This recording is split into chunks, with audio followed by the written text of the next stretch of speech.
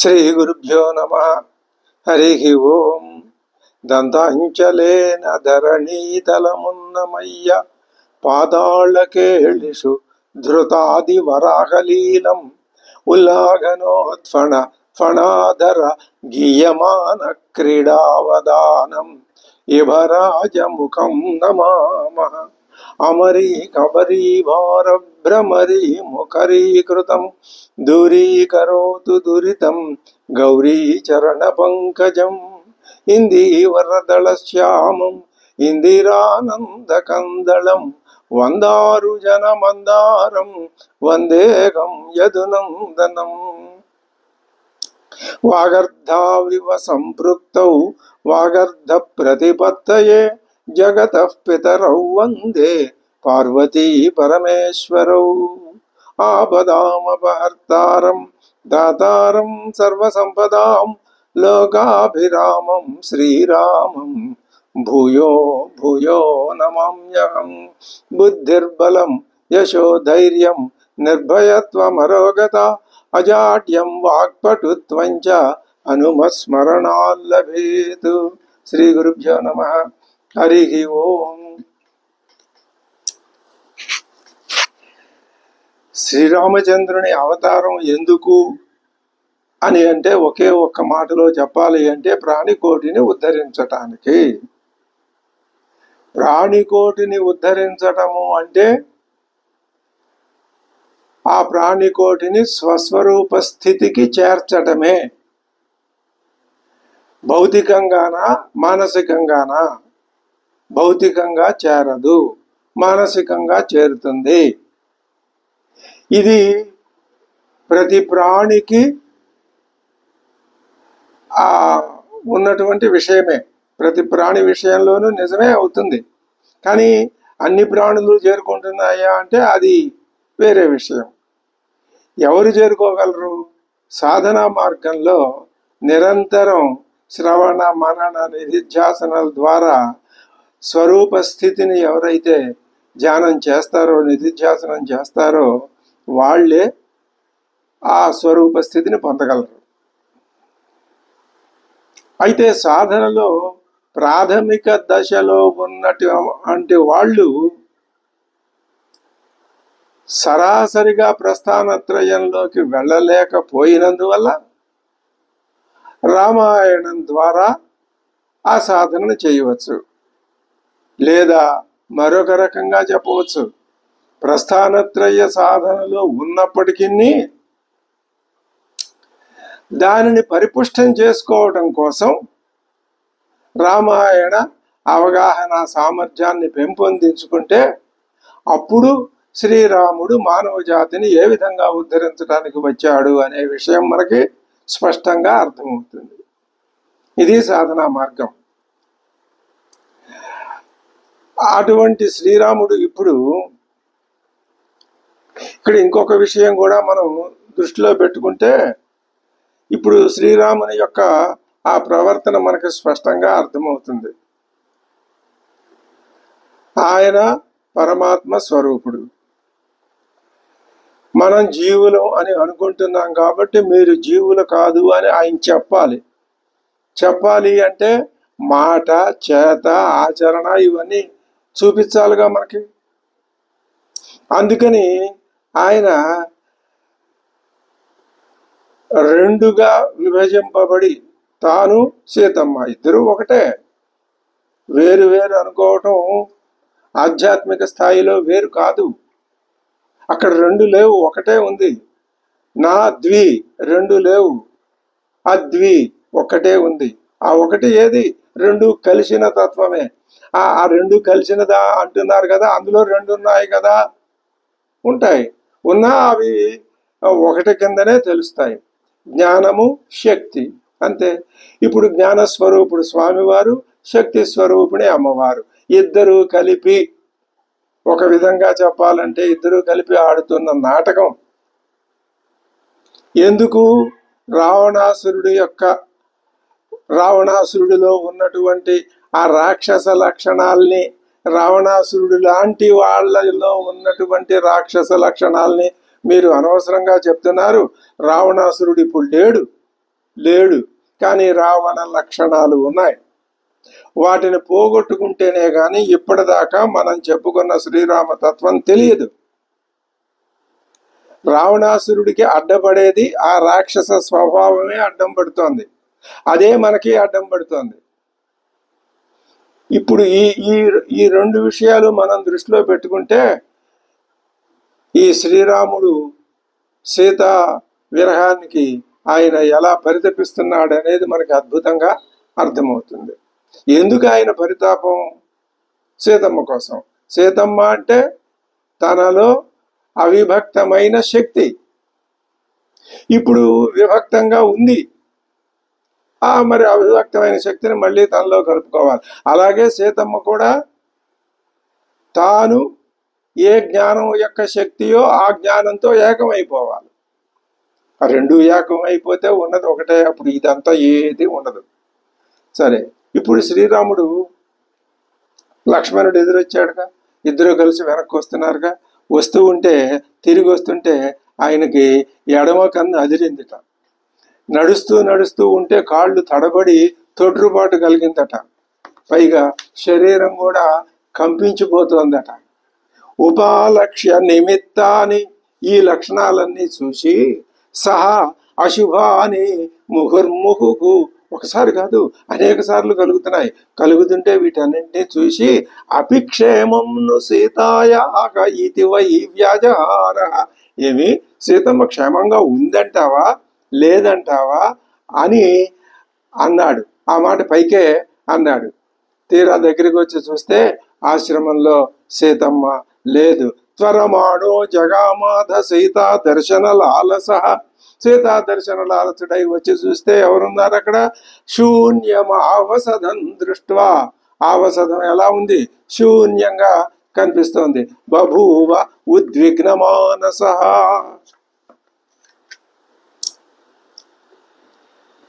ఉద్భ్రమన్నివ వేగేన విక్షిపన్ రఘునందన తత్ర తత్ర ఉటజస్థానం అభివీక్ష్య సమంతతః, తత్ర తత్ర అభివీక్ష్య, గవ గవ గవ అక్కడున్న ప్రదేశం 4 చోట్లు వెతికేశాడు. వెతికేస్తే అమ్మవారు ఎక్కడ కనపడలేదు. కనపడకపోతే అమ్మవారు లేదు ఇప్పుడు పర్ణశాలలో. అమ్మవారు లేని పర్ణశాల ఎలా ఉందో చెప్తున్నాడు వాల్మీకి. దదర్శ పర్ణశాల, పర్ణశాలను చూశాడు శ్రీరాముడు. ఎలా ఉంది? రహితాం సీతయా తదా, అమ్మవారు లేదు పర్ణశాలలో. ఇప్పుడు ఎలా ఉంది? శ్రియా విరహితాం ధ్వస్తాం హేమంతే పద్మినీమివ, కమలాకరం కొలను హేమంత ఋతువులో పద్మాలు నీరసించిపోయి శుష్కించిపోయి కాడలు మిగిలి రేకులు వాడిపోయి ఉంటాయి. అలాంటి కమలాకరం లాగా ఉంది ఆ పర్ణశాల. ఇంకా రుదంతమివ వృక్షైశ్చ మ్లాన పుష్ప మృగద్విజం, చెట్లు ఏడుస్తున్నాయి. ప్రకృతి అమ్మవారే శక్తి స్వరూపిణి. ఆ శక్తి నుంచే ఈ ప్రకృతి పుట్టింది. ఈ ప్రకృతి కార్యమైతే కారణం శక్తి. కాబట్టి అమ్మవారే ప్రకృతి అని, కారణమే కార్యం. కారణం లేకపోతే కార్యం లేదు. అమ్మవారే ప్రకృతి. ఇప్పుడు ఆ ప్రకృతి ఎలా ఉంది? ఆ ప్రకృతికి తెలుసు. ఏమైనా మనిషి ఎలా తెలుస్తుంది? ఎలా తెలుస్తుంది అని అడిగితే దానికి జవాబు ఉండదు. ఆ భావించగలిగినటువంటి సానుభూతి కలిగిన హృదయం ఉండాలి. అప్పుడే అసలు పరమాత్మ దర్శనం కూడా కలుగుతుంది. కఠినమైన భావాలతో కూడుకున్నటువంటి మనస్సులకి ఇటువంటి ఆలోచనలు రావు. రుదంతమివ వృక్షైశ్చ, చెట్లు విలపిస్తున్నట్టున్నాయి. మ్లాన పుష్ప మృగ ద్విజం, ఆ పర్ణశాల అలా ఉందా? ఇప్పుడు ఆ చుట్టూ ఉన్నటువంటి ఆశ్రమం ఎలా ఉంది? మ్లాన పుష్ప మృగ ద్విజం, వాడిపోయిన పువ్వులు, మరి అలాగే మృగాలు, ద్విజ పక్షులు. రుదంతమివ విలపిస్తున్నదో అన్నట్లు ఆశ్రమాన్ని శ్రియా విహీనం విధ్వస్తం సంత్యక్త వనదేవతం. ఆ ఆశ్రమం చక్కగా బ్రహ్మాండంగా సీతారాములు ఇద్దరు ఉండి అక్కడ కూర్చుని ఉంటే ఆశ్రమం ముందు అద్భుతంగా ఉంటుంది, సౌందర్యంతో దేదీప్యమానంగా ఉంటుంది, స్వర్గలోకంలాగా ఉంటుంది. అసలు స్వర్గలోకం అనే భావన ఇందుకే వచ్చింది. ఏ మనస్సులో అయితే పరమాత్మ భావన నిండుగా ఉంటుందో ఆ మనస్సు స్వర్గలోకంలాగా ఉంటుంది. ఏ మనస్సులో అయితే కోరికలు పుట్టల్లాగా తొలుచుకుంటూ వస్తాయో అది నరకలోకంలాగా ఉంటుంది. నరకము స్వర్గము వేరే ఎక్కడా లేవు, ఇవే. ఇప్పుడు ఈ ఈ ఆశ్రమం అలా ఉంది, పువ్వులు లేని ఆ పద్మినిలాగా. చుట్టూ ఉన్న ఆ ప్రదేశం అది ఎలా ఉంది, వనదేవతలు విడిచి సంత్యక్త వనదేవతం. వనదేవతలందరూ అంటే అక్కడ కళ లేదు, విలాసం లేదు, శోభ లేదు, నిగనిగలు లేవు, జీవం లేదు. ఒక మాటలో చెప్పాలంటే నిర్జీవంగా ఉంది ఆశ్రమం అంతా. రాముడికి అక్కడ ఇంకా ఏం కనిపించినాయి? విప్రకీర్ణాజిన కుశం విప్రవిద్ధ భృశీకటం దృష్ట్వా శూన్యం నిజస్థానం విలలాప పునః పునః. అక్కడ అన్ని విప్రకీర్ణ అజిన కుశ దర్భలన్నీ చల్లా చెదరగా పడి ఉన్నాయి. తర్వాత ఎందుకని ఇలా చల్లా చెదరగా పడి ఉన్నాయి అంటే, అంతకుముందు రావణాసురుడు విప్రవేషం వేసుకుని కపట సన్యాసి వేషం వేసుకుని వచ్చాడుగా. మరి వాడు సన్యాసో కపట సన్యాసో నిజమైన సన్యాసో తెలియదు కాబట్టి అమ్మవారు తన యొక్క పద్ధతి ప్రకారం వాడికి ఏదో అర్ఘ్యపాద్యాదులు ఆహార భోజనాదులు కల్పించి అక్కడ ఆ భృషి ఇవన్నీ ఏర్పాటు చేస్తే ఇప్పుడు వాడు అక్కడ తిరగటం వల్ల అవన్నీ చల్లా చెదరైపోయి ఉన్నాయి. చల్లా చెదరగా పడి ఉన్న కృష్ణాజనం దర్భలు, తర్వాత దర్భాసనం చాపలు, ఇవన్నీ అక్కడ గమనించాడు శ్రీరామచంద్రుడు. హృతా మృతావా నష్టావా భక్షితావా భవిష్యతి. ఎవరైనా అపహరించారా? ఇలా జరిగి ఉండొచ్చు. ఎవరైనా అపహరించి ఉండొచ్చు. మరణించిందా? దారి తప్పిపోయిందా? ఎటైనా వెళదామని బయలుదేరి దారి తప్పిపోయి మళ్ళీ ఇక్కడికి రావటానికి తెలియక కొట్టుమిట్టాడుతోందా? లేదా ఎక్కడైనా దాక్కున్నదా మనల్ని పరీక్షిద్దామని? గత విచేతుం పుష్పాణి ఫలాన్యపిచవా పునః. పువ్వులు పండ్లు కోసుకోవటానికి అక్కడికైనా దగ్గర వృక్షాల దగ్గరికి వెళ్ళిందా? లేక ఏ తామ్ర కొలంలోనో ఏ నదిలోనో నీరు తెచ్చుకురావటానికి, అథవా పద్మినీం యాత జలార్థం వా నదీంగత. జలం కోసం ఏ నదికైనా వెళ్ళిందా? ఏ చెరువుకైనా వెళ్ళిందా? యత్నాత్ మృగయమాణస్తు నససాదవనే ప్రియం. ఎంత ప్రయత్నంగా వెదకిన మృగమాణ వెదకుతూ ఉన్నప్పటికీ కూడా నా ఆససాదవనే ప్రియం, అమ్మవారిని ఆయన చూడలేకపోయాడు, కనిపించలేదు. అందువల్ల ఏం జరిగింది? శోక రక్తే క్షణ శోకాదున్మత్త ఇవ లక్ష్యతే. కనపడకపోయేసరికి ఆయనగా శ్రీ రామచంద్రుడిలో శోకం ఎక్కువయ్యి ఆ శోక ఫలితంగా కళ్ళమట నీరు గారటం, కళ్ళు ఎర్రబడటం, ఉన్మత్త లక్షణాలు ప్రవేశించినాయి. ఇప్పుడు వృక్షాత్ వృక్షం ప్రధావన్ సగిరేశ్చాద్రిం నదాం నదీం. ఒక పర్వతం నుంచి ఒక పర్వతం మీదకి, ఒక వృక్షం నుంచి మరొక వృక్షం మీదకి, ఒక నది నుంచి మరొక నది మీదకి, ఇలా చెప్పడం ఏమిటి? అలంకార భూయిష్టంగా చెప్పడం అంటే ఆయన పర్వతాలు, చెట్లు, నదులు అన్నీ జల్లెడు పట్టేసినట్టు వెతుకుతున్నాడు. బభూవ విలపన్ రామ శోకార్ణవ పరిప్లుత. శోకార్ణవంలో మునిగిపోయి ఆయన ఇలా వెతుకుతున్నాడు. వెతుకుతూ శోకార్ణవ పరిప్లుత అంటే మనం ఒక అర్థం చెప్పుకోవాలి. ఇప్పుడు సచ్చిత్తులు ఒకదానికొకటి ఆ విధమైన వియోగంలో పడి ఉన్నాయి. సాధకులకి తెలియజెప్పటం కోసమే ఈ విషయాన్ని, ఇక ముందు చెప్పబోయే విషయాన్ని చెప్తున్నాడు. సాధకుడు మోక్షం కోసం రాముని వలె ఇప్పుడు ఆ ఉన్నత దశకి చేరుకోవాలి. అది అసలు విషయం. ఉన్మత్త ఇవ లక్ష్యతే అన్నాడు కదా. సాధకుడు కూడా చక్కగా తాపీగా నిదానంగా నేను సాధన చేస్తాను అంటే అలాగే ఉంటుంది. అదే సాధన తీవ్రతరమైన కొద్దీ ఆ ఉన్మత్త దశ చేరుతుంది. ఈ శ్రీరాముడిలో కనిపిస్తున్న ఉన్మత్త దశ అందుకు సంకేతమే తప్ప వేరే రకంగా అనవసరమైన పిచ్చి పిచ్చి అర్థాలు, దురర్థాలు, బలహీనుడు అలాంటి ఇవి పనికిరావు. అవి కథా సందర్భాన్ని బట్టి కథ ఏ అర్థాన్ని వాచ్యంగా చెబుతోంది, ఏ అర్థాన్ని వ్యంగ్యంగా చెబుతోంది అని అర్థం చేసుకుంటున్నప్పుడు ఇలాంటి దురర్థాలు ఎలా ఆపాదిస్తారు ఎంత పండితులైతే మాత్రం?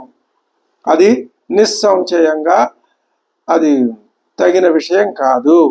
ఉన్మత్త ఇవ లక్ష్యతే అంటున్నాడు. అపి కాచిత్ త్వయా దృష్ట సా కదంబ ప్రియా ప్రియా. ఇక్కడ కొంచెం ఇదేదో అతిగా ఉంది శ్రీరాముని ప్రవర్తన అనే వాళ్ళు ఉన్నారు. అది అతి కాదు. ఇది ఏ దశ?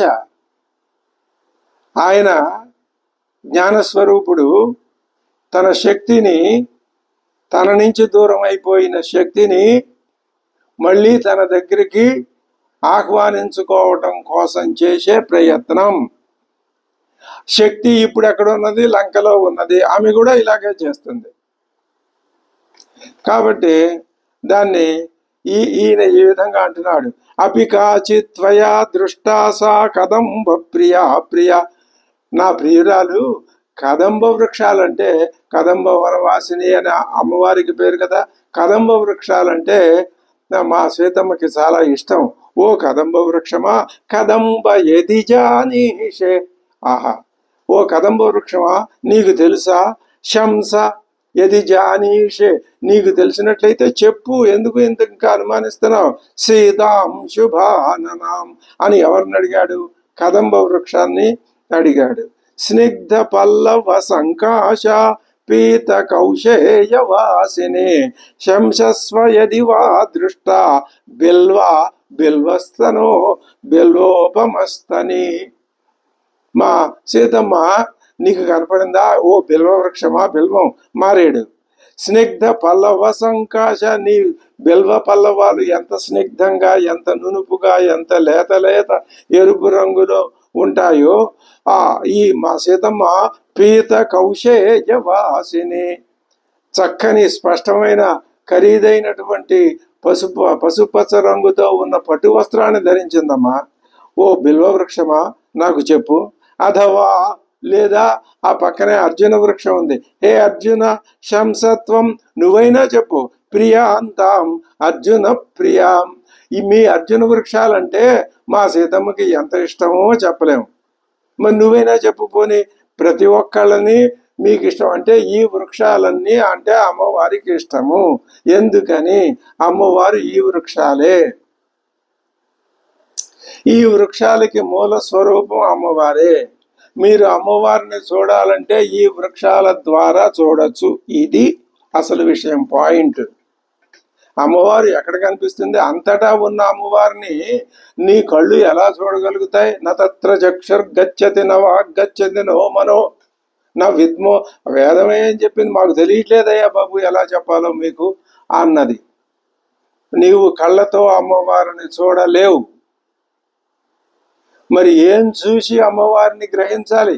ఎదురుగుండా చెట్లు కనిపిస్తున్నాయిగా, ఆ చెట్ల యొక్క ప్రవర్తనను నువ్వు అర్థం చేసుకోగలిగితే పువ్వులు లేని చెట్లు విచార దశలో ఉన్నాయి, పద్మాలు లేని కొలనులు విచార దశలో ఉన్నాయి అని నువ్వు భావించుకోవాలి.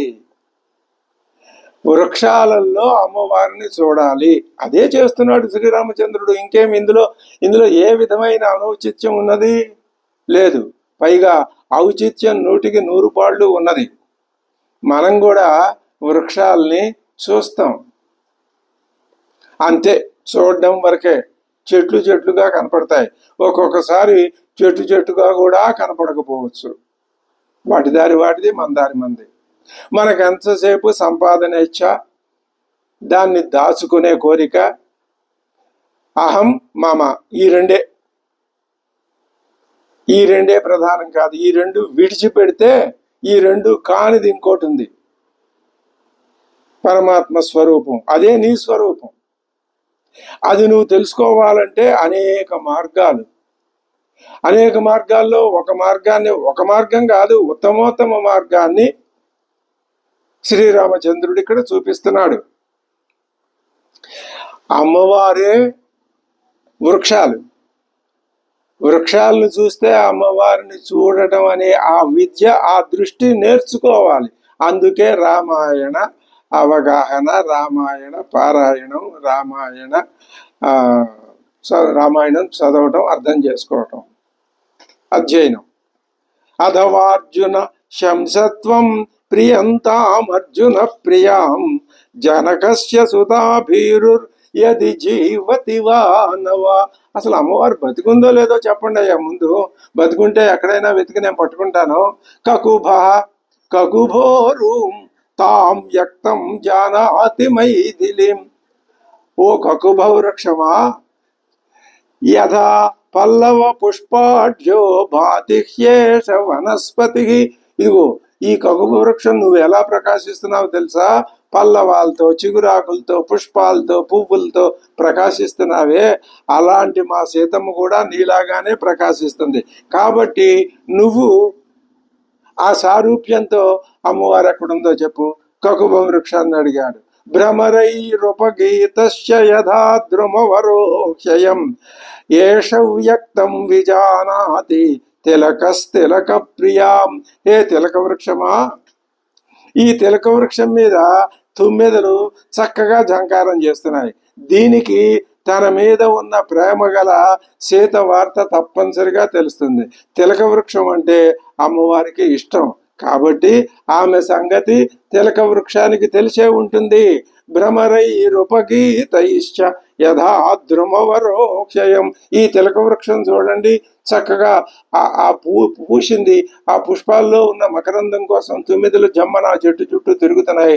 ఆ వృక్షమే నాదం చేస్తున్నట్లుగా కనపడుతుంది. అశోక, అద్భుతంగా ఎన్ని వనంలో ఉన్నటువంటి వృక్షాలన్నింటినీ, ఇంకా వాల్మీకి ఇలాంటి సందర్భం వస్తే పట్టపగ్గాలు ఉండవని మనం చెప్పుకున్నాం కదా అంటున్నాడు. అశోక శోకాపనుద శోకోపహత చేతసం త్వన్నామానం కురు క్షిప్రం ప్రియా సందర్శనే నమాం.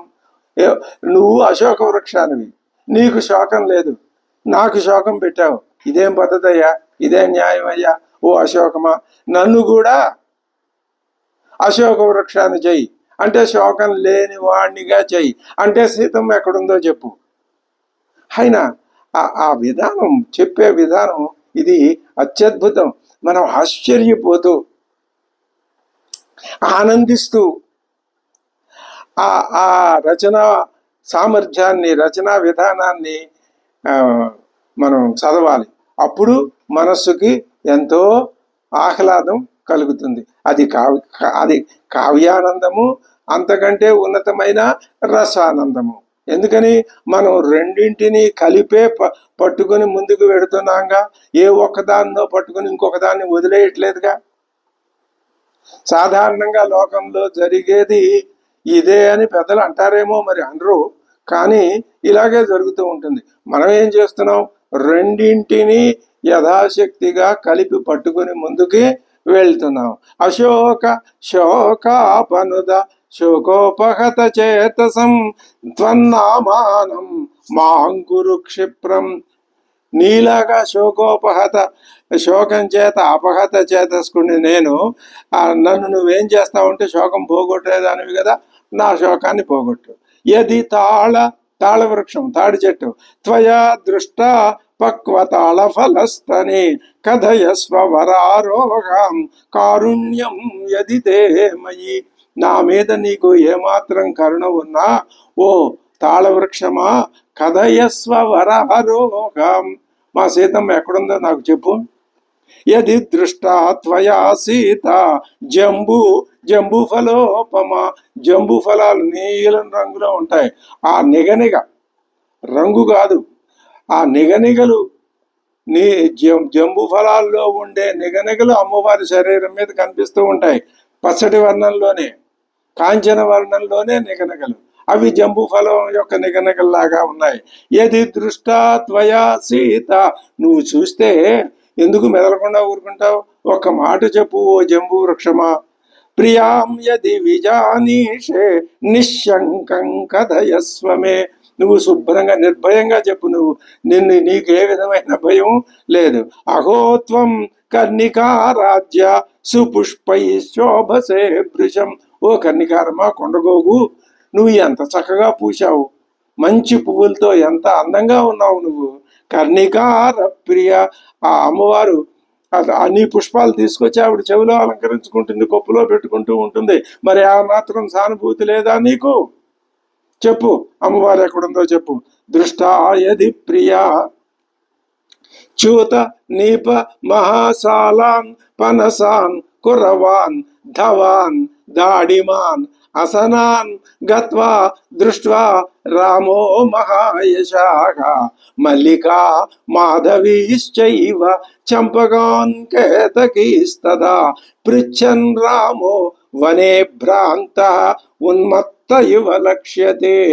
ఇదే స్థితి పరమాత్మ యొక్క సాధనా దశలో ఉన్నతోన్నత స్థితికి చేరితే శ్రీరాముడు ఈ అవస్థలో ఉన్నాడో ఇదే అవస్థని జీవుడు ప్రతిఫలించాలి. లేకపోతే ఇంతే. వేటిని అడుగుతున్నాడు ఆయన.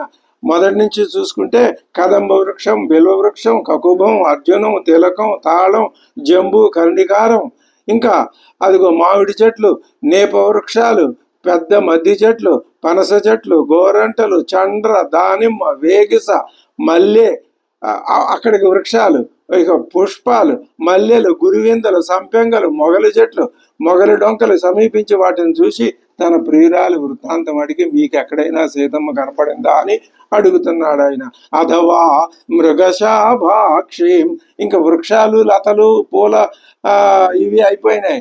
ఇప్పుడు ఓ హరిణమా, ఏ మృగశాభాక్షీం, ఈ మృగశాపం యొక్క కన్నులు ఎలా ఉంటాయో మా సీతమ్మ కన్నులు అలా ఉంటాయి. అసలు మా సీతమ్మ కన్నులు చూసే నీ కన్నులు ఆ విధంగా ఆవిడే నీ కళ్ళను సృష్టించింది. ఎందుకని వనాలకు వచ్చి రోజు వనంలో ఉంటే ఆవిడ కళ్ళు చూస్తే నీ మృగశాపాలు కళ్ళు చూస్తే తన కళ్ళు చూసుకున్నట్లే అని.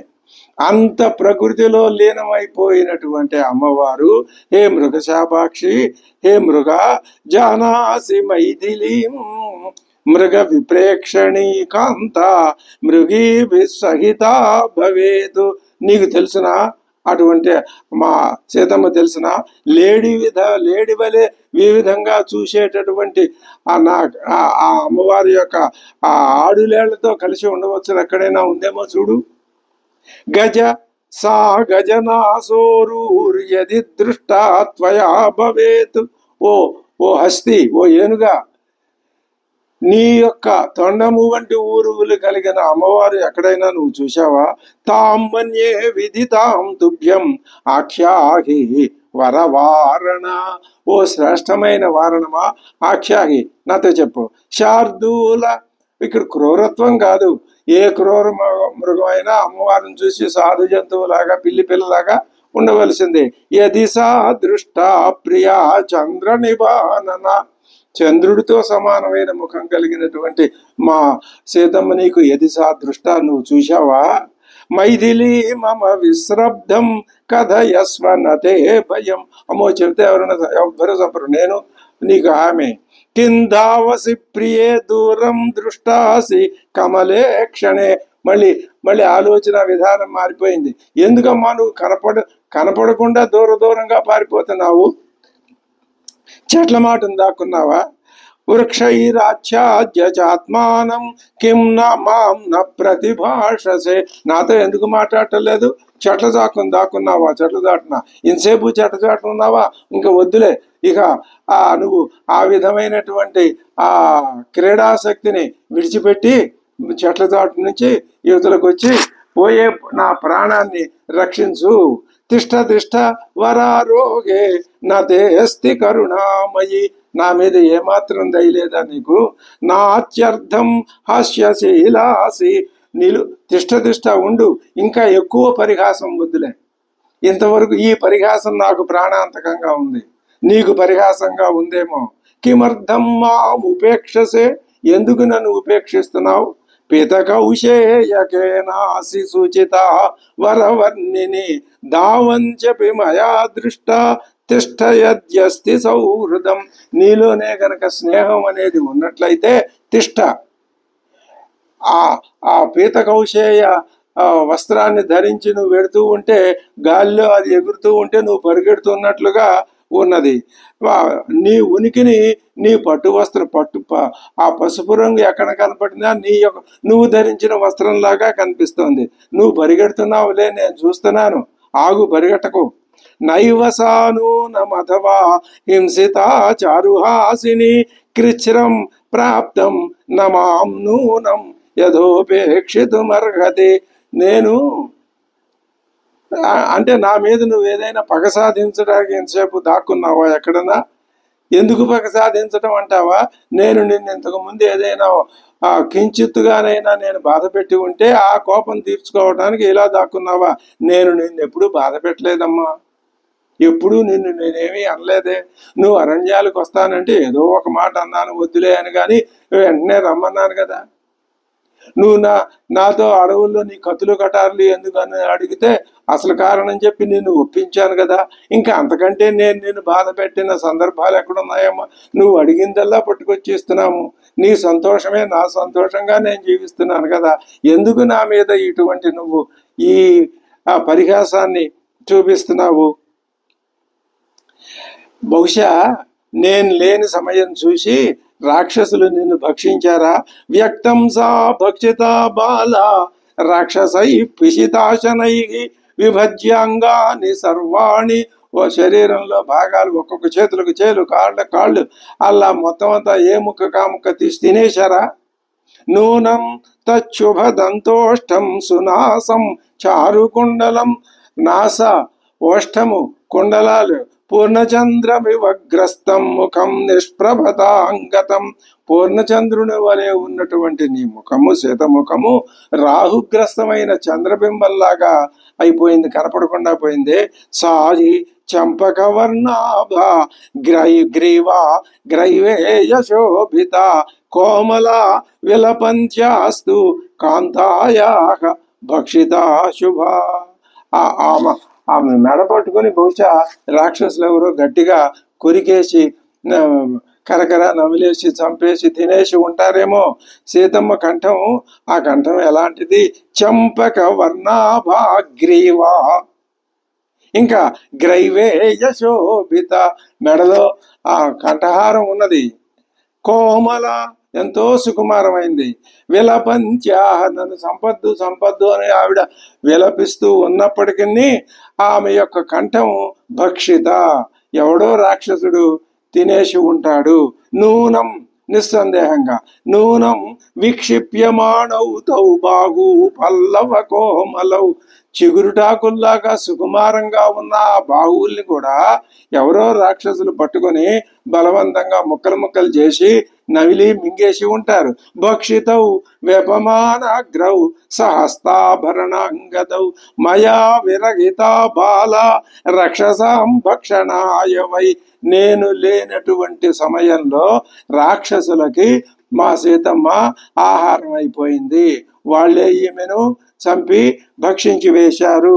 సార్ధేనేవ పరిత్యక్త, అందరూ కలిసి గుంపుగా పెడుతుంటే ఆ గుంపులో ఎవరినో ఒకళ్ళని విడిగా వదిలేస్తే వాళ్ళు ఏ విధంగా అపాయంలో పడిపోయారో అలాగ ఉపమానం చెప్పాడు. హా లక్ష్మణ మహాభాగో పశ్యసి త్వం ప్రియ అంకచిత్. ఇప్పుడు లక్ష్మణుని కూడా అడుగుతున్నాడు ఆ ఉన్మత్త దశ. లక్ష్మణ, ఎక్కడైనా నువ్వు సీతమ్మని చూశావా?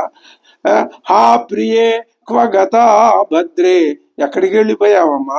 హా సీతేతి పునః పునః.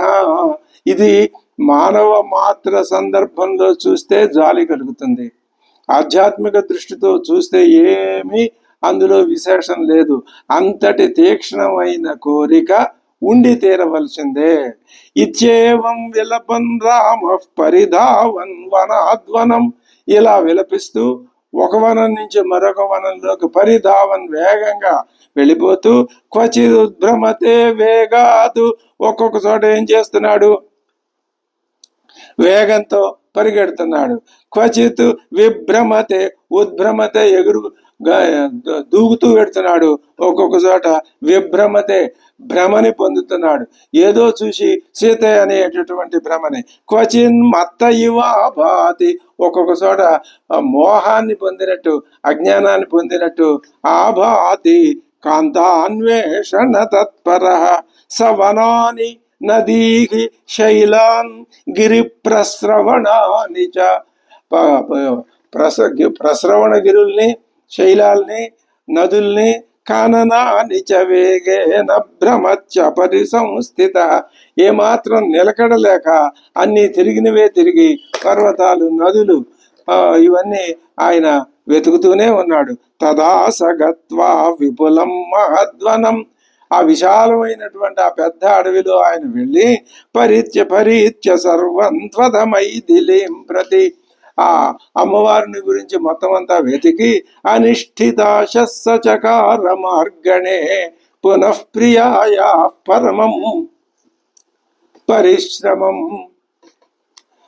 ప్రియురాల్ని వెతకటానికి ఎక్కువ పరిశ్రమని పొందాడు. దృష్ట్వా ఆశ్రమ పదం శూన్యం రామో దశరథాత్మజ రహితాం పర్ణశాలాం చ విధ్వస్తాన్యాసనాని చ అదృష్టా తత్ర వైదేహీం సన్నిరీక్ష్య చ సర్వశః ఉవాచ రామః ప్రాకృష్య ప్రగృహ్య రుచిరౌ భుజౌ అని. ఆయన ఏం చేశాడు, చేతులెత్తి సీత కోసం బిగ్గిరిగా అరుచుతూ ఆయన నిర్జనమైనటువంటి వనంలో చూసి, క్వను లక్ష్మణ వైదేహి కంవాదేశమిదో గత, ఎక్కడ ఉందయ్యా, ఇక్కడి నుంచి ఎక్కడికి వెళ్ళిందంటావు, లేక ఎవరైనా ఈమెను అపహరించారా, అపహరిస్తే ఎవడు అపహరించాడు, లేక ఎవడైనా నా ప్రియురాల్ని భక్షించేశాడా, కేనాపకృత వా సౌమిత్రే భక్షితా కేన వా ప్రియా వృక్షేణాచ్ఛాద్య యది మాం సీతే హసితుమిచ్చసి, చెట్టు చాటును దాక్కుని నన్ను చూసి పరిహాసం చేయాలనుకుంటున్నావా, అలంతే హసితేన, ఇంకా ఆ పరిహాసం వద్దమ్మా. అద్యమాం భజస్వ సుదుఃఖితం, నేను ఇప్పటికే చాలా దుఃఖంతో నిండిపోయి ఉన్నాను, ఇప్పుడు నువ్వు ఆ పరీక్ష పెట్టకుండా నువ్వు యువతలకు వచ్చేయి. యై సహ క్రీడసే సీతే విశ్వస్తైర్మృగపోతకై, నీ పట్ల విశ్వాసం కలిగినటువంటి మృగపోతకాలతో నువ్వు క్రీడిస్తూ ఉంటావు కదా, వాటి కళ్ళల్లో నీకు నీళ్లు కనిపిస్తున్నాయి అంటే అవి కూడా నువ్వు కనపడలేదని. ఏతే హీనాస్త్వయా సౌమ్యే ధ్యాయంత్యస్రావిలక్షణ, అస్రావిలక్షణ, ఆ కన్నీటితో కలుషితమైన కళ్ళతో అవి చూడు ఎలా చూస్తున్నాయో నువ్వు కనపట్టలేదని, వాటితో ఇప్పటిదాకా ఇందాకటి దాకా నువ్వు చక్కగా ఆడుకున్నావు కదా. సీతయా రహితోహం వైన జీవామి లక్ష్మణ, ఆ ఉన్నత దశలో ఆయన ఏ మాట పడితే ఆ మాట కాదు, అది కూడా ఒక పద్ధతిలో ఆయన, నేను అమ్మవారు లేకుండా నా జీవామి ఉండలేను, సీత లేక నేను జీవింపజాలను, మృతం శోకేన మహత సీతాహరణజే నమాం పరలోకే మహారాజో నూనం ద్రక్ష్యతి మే పిత. ఇంతకుముందు కైకమ్మ గుర్తొచ్చింది, ఇప్పుడు దశరథ మహారాజు గారు గుర్తొచ్చాడు. దశరథ మహారాజు గారి తండ్రి అనే గౌరవం ఉంది, కానీ ఆయనేగా అడవులకు పంపించింది, ఆ కైకమ్మేగా అడవులకు పంపించింది, వాళ్ళిద్దరూ గుర్తొచ్చారు. ఇక్కడ తన బాధకు వాళ్ళు కారణం. అదే ఏమంటున్నాడు, కథం ఆ లక్ష్మణ, దశరథుడు నేను ఎలాగూ మరణించేస్తాను, ఇంకా ఎక్కువసేపు ఉండను, మరణిస్తే నేను కూడా ఎక్కడికి వెళ్ళిపోతాను, స్వర్గానికి వెళ్ళిపోతాను. అక్కడ ఎవరున్నారు, ఇప్పటికే దశరథ మహారాజు ఉన్నాడు. ఆయన ఉన్నాడు, పరలోకే మహారాజో నూనం ద్రక్ష్యతి మే పిత, మన తండ్రి గారు అక్కడ ఉన్నాడు కదా, నూనం ద్రక్ష్యతి, తప్పనిసరిగా నన్ను చూస్తాడు వెళ్ళంగానే. స్వర్గంలో ఆయన అడుగుతాడు, నువ్వు 14 సంవత్సరాలు అరణ్యవాసం చేయమని నేను ఆజ్ఞాపిస్తే నువ్వు అలాగే చేస్తానని ఒప్పుకొని నేను పంపిస్తే అక్కడికి వెళ్ళి సమయం గడవకుండానే 14 ఏళ్ళు అవ్వకుండానే స్వర్గలోకంలోకి నా దగ్గరికి ఎందుకు వచ్చావు అని ఆయన నిలదీసి అడిగితే నేనేం జవాబు చెప్పను? ఇలా నీ కోడల్ని ఎవరో భక్షించారు, లేకపోతే ఎవరో అపహరించారు, ఆ వియోగం తట్టుకోలేక నేను ముందే మరణించి వచ్చాను ఇక్కడికి అంటే నువ్వు అసమర్థుడివే అని ఆయన నన్ను నిందించడా, తిట్టడా? దిక్త్వామితి పరే లోకే వ్యక్తం రక్షతి మే పిత. ఛీ, ఏం పని చేశావు శ్రీరామ అని నన్ను తిడతాడా లేదా? తిడతాడు. వివశం శోకసంతప్తం దీనం భగ్నమనోరథం మామిహోత్సృజ్య కరుణం కీర్తిర్నరమివానృజం క్వగచ్చసి వరారోగే. నన్ను దీనుణ్ణి చేసి భగ్న మనోరథుణ్ణి చేసి కరుణ లేకుండా ఇక్కడ నన్ను విడిచిపెట్టి వెళ్ళిపోయావు. క్వగచ్చసి వరారోగే మాం నోత్సృజ సుమధ్యమే. నన్ను నా ఉత్సృజ విడిచిపెట్టి వెళ్ళవద్దు. త్వయా విరహితశ్చాహం మోక్ష్యే జీవితమాత్మన. నీ విరహం చేత నా యొక్క ఆత్మన జీవితం మోక్షే, నేను నా జీవితాన్ని విడిచిపెట్టేస్తాను. అంటే అర్థం ఏమిటి? శక్తి లేనిదే జ్ఞానం లేదు. జ్ఞానం ఉండాలి అంటే శక్తి ఉండాలి. ఆ రెండింటి మధ్య వియోగం సంభవిస్తే జగత్ ప్రళయం ఎలా ఉంటుందో రామాయణం చూపిస్తుంది. ఇక్కడ జగత్ అంటే జీవుడు, జీవుడిలో కలిగే సంక్షోభం ఎలా ఉంటుందో రామాయణం చూపిస్తోంది. ఎప్పుడు కూడా తెర ముందు కనిపించే కథ తెర వెనక మనకు కనిపించే అర్థం. త్వయా విరహితశ్చాగం మోక్షే జీవితమాత్మన ఇతీవ విలపన్ రామ సీతా దర్శనలాలస. ఇలా విలపిస్తున్నటువంటి శ్రీరాముడితో లక్ష్మణుడు అంటున్నాడు, మా విషాదం మహాభాగో కురుయత్నం మయా సహ ఇదంచ హి వనం శూర బహు కందర శోభితం. అన్నగారు, మీరు శూరులు, మీరు ఏమాత్రం విలపించకండి. ఈ అరణ్యంలో పర్వతాలలో అనేక గుహలున్నాయి. ఏదో ఒక గుహలో మనం గుహలన్నీ వెతుకుదాం. ఏదో ఒక గుహలో అమ్మవారు ఉండవచ్చు. ప్రియ కానన సంచార వనోన్మత్త మైథిలి సా వనం ప్రవిష్టా స్యాత్ నళినీం వా సుపుష్పితాం. గుహల్లో విహరించడానికి వెళ్ళకపోయినా చెరువులు, కాసారాలు, అది మన తామర కొలంలు ఉన్నాయి, నదులు ఉన్నాయి. నదులంటే అమ్మవారికి ఎక్కువ ఇష్టం. సుపుష్పితాం నళినీం వనం వా ప్రవిష్ట. అడవిలో ప్రవేశించుండొచ్చు, లేకపోతే ఏదైనా తటాకం బొడ్డుకి వెళ్ళి ఉండవచ్చు, లేదా చేపలు, రెల్లుగడ్డి అధికంగా ఉన్న ఏ నదికైనా వెళ్ళి స్నానానికి వెళ్ళి ఉండవచ్చు అమ్మవారు. లేదా పరిహాసం కోసం ఈ అడవిలో ఏదో ఒక మూల తనని తాను ఆవిడ దాక్కుని కూడా ఉండవచ్చును. విత్రాసయితు కామావా లీలా స్యాత్ కాననే క్వచిత్ జిజ్ఞాసమాన వైదేహి త్వామాంచ పురుష ఋషభ. లేదా మనల్ని భయపెట్టడానికైనా ఎక్కడైనా దాక్కుని ఉండొచ్చు. ఇదంతా వీళ్ళ భావన పరంపర. మనం ఓ పని చేద్దాం, వేగంగా వెతుకుదాం, ఇద్దరం కలిసే వెతుకుదాం అని ఏం చేశారు వాళ్ళు? తౌ వనాని గిరీశ్చైవ సరితశ్చ సరాంసి చ నిఖిలేన విచిన్వానౌ సీతాం దశరథాత్మజం. అన్ని చోట్ల నదులు, పర్వతాలు, అన్ని చోట్ల వెతికారు. అక్కడ తస్య శైలస్య సానూని గుహలు, గుహాశ్చ శిఖరాణి చ పర్వత శిఖరాలు ఎంత వెతికినా వాళ్ళకి నిఖిలేన విచిన్వానౌ నైవతామభిజగ్మతు. అమ్మవారు ఎక్కడా కనపడలేదు వాళ్ళిద్దరికీ కూడా. విచిత్య సర్వతశైలం రామో లక్ష్మణమబ్రవీతు. ఆ శైలం మొత్తం అంత ప్రతి అంగుళం వెతికేసి అంటున్నాడు, నేహ పశ్యామి సౌమిత్రే వైదేహీం పర్వతే శుభం. ఈ పర్వతం మీద ఎక్కడా లేదు, ఇద్దరం కలిసి వెతుకుదాం అన్నాడుగా. ఆయన పర్వతం అంతా వెతుకొచ్చాడు. జల్లెడ పట్టేసి వచ్చాడు, ఎక్కడా లేదంటున్నాడు. తతో దుఃఖాభిసంతప్తో లక్ష్మణో వాక్యమబ్రవీతో. లక్ష్మణుడు అంటున్నాడు అప్పుడు మళ్ళీ శ్రీరాముడితో, ప్రాప్స్యసిత్వం, నువ్వేం నిరాశపడకు, ప్రాప్స్యసిత్వం మహాప్రాజ్ఞ మైథిలీం జనకాత్మజాం.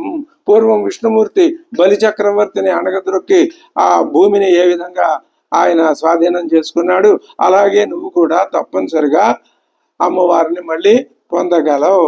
ఏవ ముక్తస్తు సౌహార్దాత్ లక్ష్మణేన సరాఘవ, సౌహార్దాల్ లక్ష్మణేన సరాఘవ ఉవాచ దేనయా వాచ. మళ్ళీ రాఘవుడు అంటున్నాడు, వనం సర్వం సువిచితం, మొత్తం వనం అంతా వెతికేశానయ్యా. పద్మిన్య ఫుల్ల పంకజా, తామర కొలనులు గుహలు సెలయేళ్లతో కూడిన ఈ పర్వతాలన్నీ వెతికేశాను, ఎక్కడా సీత కనపడలేదు అని సీతాపహరణం వల్ల కృషించిపోయిన రాముడు ఈ విధంగా విలపిస్తూ దీనుడై శోకంతో ములిగి ఒక్క క్షణకాలం మూర్ఛపోయెను. అదే మూర్ఛే దీనికి పరమావధి. ఇంత ఉన్మత్త స్థితికి చేరుకుంటే స్పృహ తప్పిపోవటం, తెలివి తప్పిపోవటం తప్పదు. బహుళం సతు నిశ్వస్య రామో రాజీవలోచన, ఆయన కళ్ళు హా ప్రియేతి విచుక్రోశ బహుశో బాష్పగద్గద, కన్నీటితో గొంతు బొంగురుపోయి ఆ సీతేతి చుక్రోశ. ఆ విధంగా అన్నగారితో కలిసి లక్ష్మణుడు కూడా వెతికి బహువిధంగా కనపడకపోయేసరికి అన్నగారిని ఓదారుస్తున్నాడు. సీత కనపడకపోవడం చేత స్వామివారు మరీ మరీ శోకిస్తున్నారు. ఆ విధంగా ధర్మాత్ముడు మహాభుజుడు కమలనేత్రుడు అయిన రాముడు సీతను చూడక విరహంతో మనస్సు కలతనందుగా విలపించాడు. పశ్యన్ని వచతాం సీతాం అపశ్యన్, పశ్యన్ని వచ అపశ్యన్. అంటే సీత కనిపించకపోయినా కనిపిస్తున్నట్లే భావిస్తున్నాడు. అశోక వృక్షం కొమ్మల మాటన ఉన్నావా, లేదా అరటి చెట్ల మాటన ఉన్నావా, కొండ గోగుల తోటలో దాక్కున్నావా, నేను అలసిపోయాను ఓ సీత, పరిహాసం వద్దు, వెంటనే నువ్వు ఎక్కడున్నా బయటపడి నా కంటపడు, కనిపించు. నువ్వు పరిహాస ప్రియవులే, నాకు ఆ సంగతి తెలుసు, ఇంకా పరిహాసం మాత్రం వద్దు. ఆగచ్చత్వం విశాలాక్షి శూన్యోయముటజస్తవ. ఈ పర్ణశాల చూడు శూన్యంగా ఉంది, ఆగచ్చత్వం, నువ్వు ఎక్కడున్నా బయటకు వచ్చాయి. సువ్యక్తం రాక్షస సీత భక్షితా వా కృతాపి వా నహిసా విలపంతం మాం ఉపసంప్రయితి లక్ష్మణ ఏతాని మృగయూధాని సాశ్రునేత్రాణి లక్ష్మణ. లక్ష్మణ, రాక్షసులు తిన్నారని ఈ లేళ్లు చెప్తున్నాయి చూసావా, లేళ్ల భాష నీకు అర్థమైందా? ఓ సీతమ్మ, ఎక్కడికి వెళ్ళావు? హాసి క్వగంతాసి క్వయాతాసి హాసాధ్వి వరవర్ణిని హాసకామా త్వయా దేవి కైకేయి సా భవిష్యతి. ఆ కైకమ్మ, నీ కోరిక నెరవేరిందమ్మా, నువ్వు లేకుండా అయోధ్యకు నేను ఎలా వెడతాననుకున్నావు సీతమ్మ? సీతయా సహ నిర్యాతో వినా సీతాముపాగత. నేను నీతోనే కలిసి అడవికి వచ్చాను, నువ్వు లేకుండా మళ్ళీ అయోధ్యకి ఎలా వెళ్తాను? నేను ఏమనుకుంటారు అందరూ, ఈ రాముడు పరాక్రమహీనుడు, ఏమాత్రం బలం లేనివాడు, తన భార్యను కూడా రక్షించుకోలేనివాడు, అలాంటి బలహీనుడు అమ్మవారిని ఎక్కడో పోగొట్టుకుని మళ్ళీ ఇక్కడికి తిరిగి వచ్చాడు అని జనులు అంటారా అనరా? నివృత్త వనవాసశ్చ జనకం మిథిలాధిపం కుశలం పరిపృచ్ఛంతం కథం శక్ష్యే నిరీక్షితం. మరి జనక మహారాజు వస్తాడు, సీతమ్మ కనపడలేదు అంటే, ఆయన వచ్చి అడుగుతాడు, ఏదయ్యా మా కుమార్తె అని అడిగితే ఆయనకి నేనేం చెప్పను. అప్పుడు ఆ మాటలు కనపడలేదు, సీతమ్మ తప్పిపోయింది, లేకపోతే రాక్షసులు చంపేశారని చెప్తే ఆయన మూర్ఛపోతాడు. అథవా న గమిష్యామి పురీం భరత పాలితాం, నేను అయోధ్యకు ఒంటరిగా వెళ్ళను. న గమిష్యామి స్వర్గోపి సీతయాగీన శూన్యయేవ మతో మమ. స్వర్గం కూడా సీత లేకపోతే నాకు శూన్యమే, నాకు ఏమాత్రం ఇష్టం కాదు. మామిహోత్సృజ్య హి వనే గచ్చ అయోధ్యాం పురీం శుభాం నత్వహంతాం వినా సీతాం జీవేయం హి కథంచన. లక్ష్మణ, నువ్వు పని చేయి, ఇంకా నేను అయోధ్యకి రాను, ఎలాగో సీతమ్మ మరణించిందా ఏమైందో తెలియట్లేదు కదా, నువ్వు అయోధ్యకు వెళ్ళిపో, నేను సీతమ్మ లేకుండా అయోధ్యకి రాను, ఎలాగూ నేను జీవించను కదా. మామిహోత్సృజ్య వనే గచ్చాయోధ్యాం పురీం శుభాం నత్వహంతాం వినా సీతాం జీవేయం హి కథంచన. గాఢమాశ్లిష్య భరతో వాచ్యో, భరతుణ్ణి గాఢంగా ఆశ్లేషించుకుని నా మాటగా చెప్పు. మద్వచనాత్వయ, నా మాట చెప్పు భరతుడితో. అనుజ్ఞాతోసి రామేణ పాలయేతి వసుంధరం, ఇంకా శాశ్వతంగా రాజ్యం నీదే. 14 ఏళ్ల తర్వాత అన్నగారు రాడు, ఇంకా రాజ్యం అన్నగారు పరిపాలించడం జరగదు, ఆయన మరణించాడు, నువ్వే పరిపాలించు అని నా మాటగా భరతుణ్ణి కౌగిలించుకుని చెప్పు, ఆ మాట చెప్పు అని. ఇంకా అంబాచ మమ కైకేయి సుమిత్రాచ త్వయా విభో, మీ అమ్మగారిని మా అమ్మగారికి కూడా ఈ విషయం చెప్పి సీత ఇలా జరిగిందని చెప్పి కౌసల్యాం యథా న్యాయం అభివాచ్య మమ ఆజ్ఞయ, నేను ఆజ్ఞాపిస్తున్నాను నిన్ను, రక్షణీయ ప్రయత్నేన భవతా ఆశోక్తకారిణ సీతాయాశ్చ వినాశోయం మమ చామిత్రకర్షణ విస్తరేణ జనన్యా మే వినివేద్యస్త్వయా భవేతు. ఇక్కడ జరిగిందంతా సవివరంగా మా తల్లికి మీ తల్లికి, పోనీ కైకమ్మకు కూడా చెప్పు, భరతుడికి చెప్పు, అందరికీ చెప్పు, నేను ఇక్కడే జీవితాన్ని ముగించేస్తాను.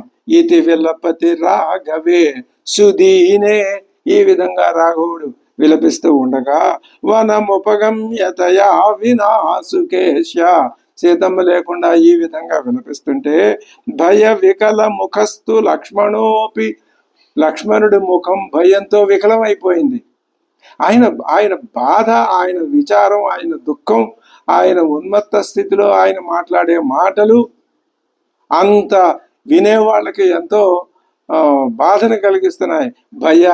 భయ వికల ముఖస్థు లక్ష్మణ అపి పృథివ్యధితమనాః భృశం ఆతురో బభూవ. లక్ష్మణుడు కూడా ఎంతో ఆతృత చెందాడు. శ్రీరాముని యొక్క పరిదేవనం, రామ విలాపం ఇంకా అవలేదు, ఇంకా కొద్దిగా ఉన్నది. ఆ విలాపం ఎలా ఉంటుందో, మనల్ని ఏ దారికి తీసుకెళ్తుందో తర్వాత మనం తెలుసుకుందాం. అంతవరకు స్వస్తి.